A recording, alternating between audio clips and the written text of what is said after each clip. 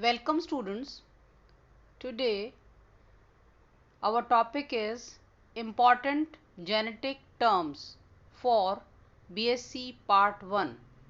हम रिवीजन की जो कड़ी हमने स्टार्ट की है उसमें मेंडल ने कुछ प्रमुख आनुवंशिक शब्दों को काम में लिया है।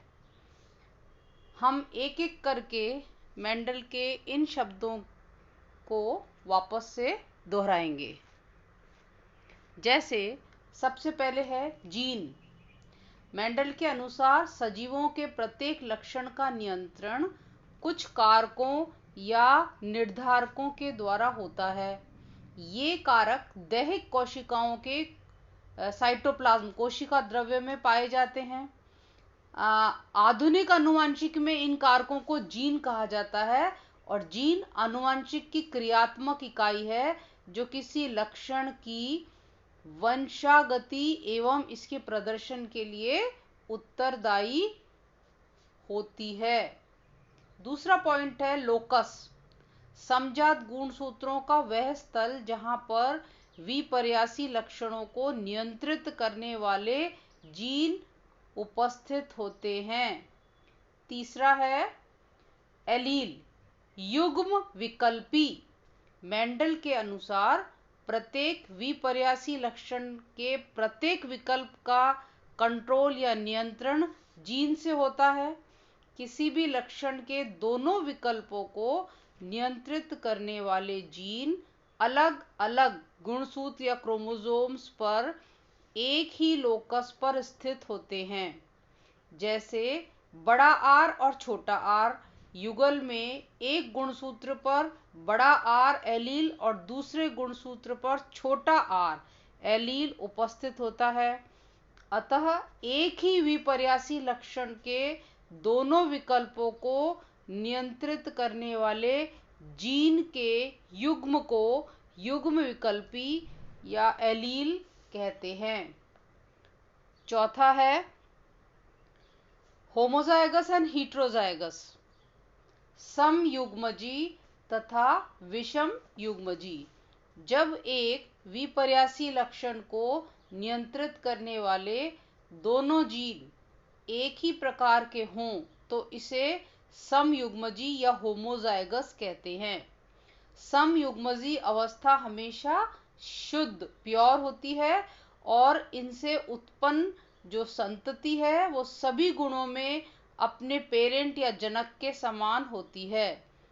फॉर एग्जाम्पल शुद्ध लाल को कैपिटल 2 आर से और शुद्ध सफेद को स्मॉल आर से निरूपित किया जाता है।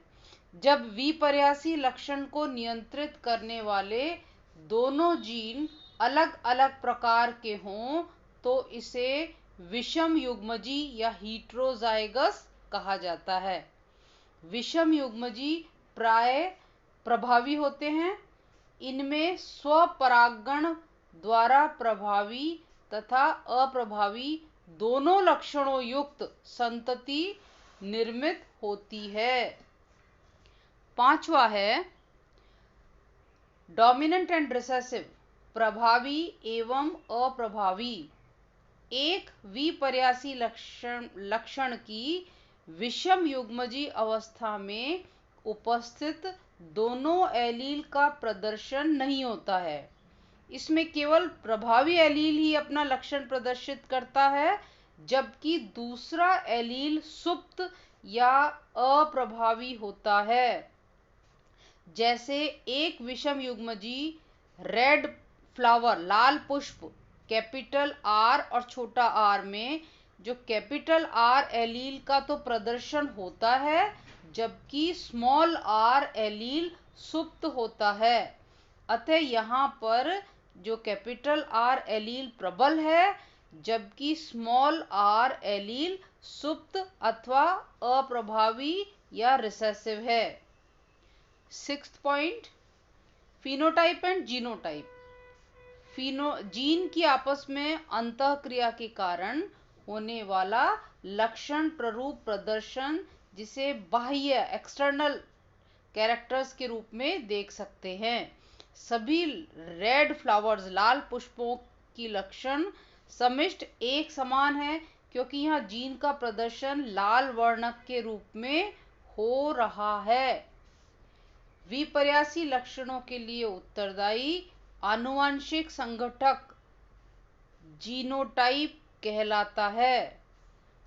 जीन समिष्ट, ठीक है, जैसे लाल पुष्प के लिए उत्तरदायी जीन समिष्ट कैपिटल डबल आर या एक कैपिटल आर और एक छोटा आर हो सकता है, अर्थात सभी समयुग्मजी लाल पुष्पों का जीनोटाइप कैपिटल आर 2 बार और विषम युग्मजी लाल पुष्पों का जीनोटाइप एक बड़ा आर और एक छोटा आर होता है।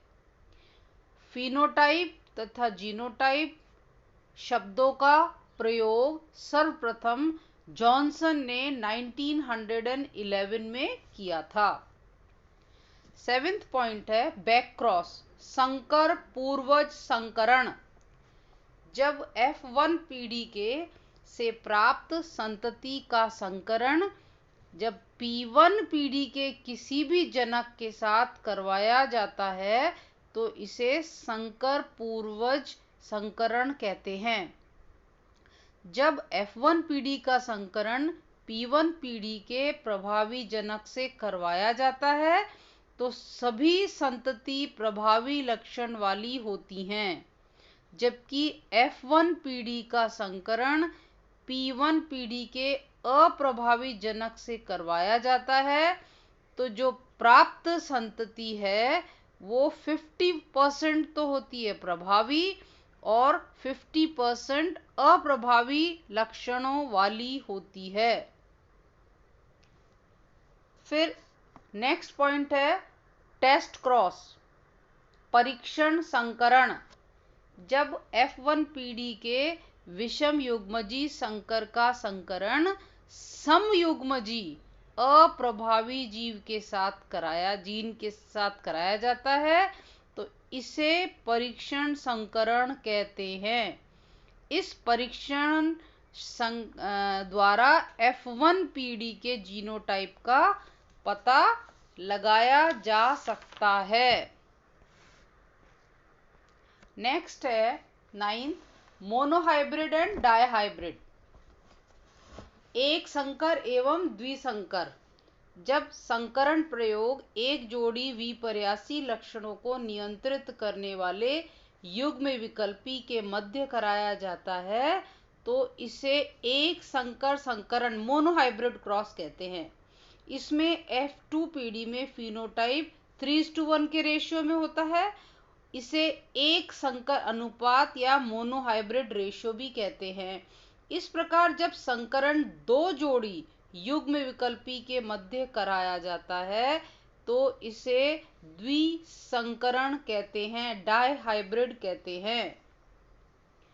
फिर नेक्स्ट है इनकम्प्लीट डोमिनेंस, अपूर्ण प्रभाविता।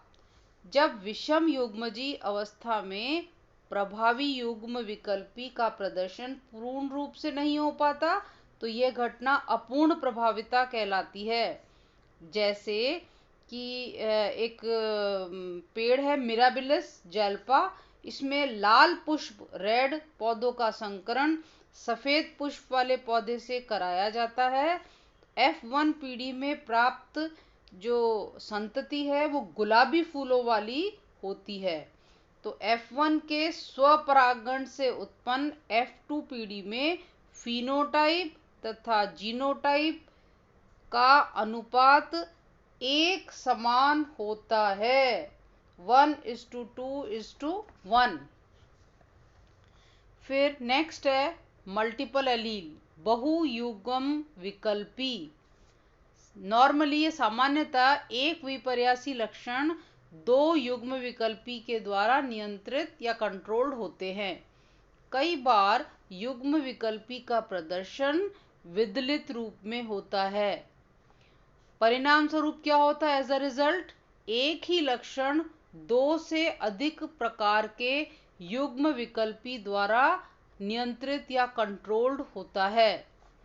एग्जाम्पल है जैसे मनुष्यों में जो ब्लड ग्रुप है उसके 3 एलील्स होते हैं, IA, IB, IO, इनके द्वारा कंट्रोल होते हैं। 12th है पॉलीजेनिक ट्रेट, बहुजीनी लक्षण। जब एक ही विपर्यासी लक्षण 2 से अधिक जीन के द्वारा कंट्रोल या नियंत्रित हो तो इन्हें बहुजीनी लक्षण कहते हैं। जैसे मनुष्य में कलर ऑफ द स्किन, मनुष्य में त्वचा का वर्णक प्रतिरूप 3 जीन के द्वारा कंट्रोल्ड होता है। नेक्स्ट है प्लियोट्रॉपी।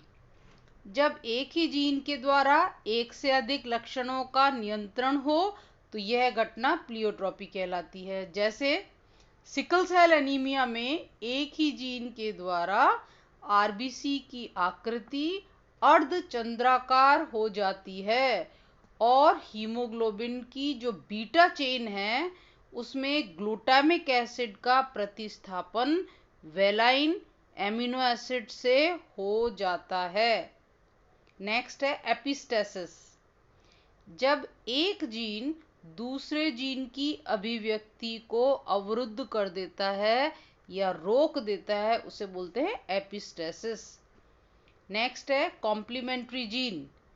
कुछ उपापचयी क्रियाएं, मेटाबॉलिक एक्शंस जो हैं 2 पदों में संपन्न होती हैं।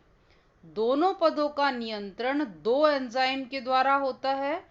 यदि किसी हाइब्रिड में एक जीन प्रभावी और एक जीन अप्रभावी हो तो लक्षण का प्रदर्शन नहीं होगा।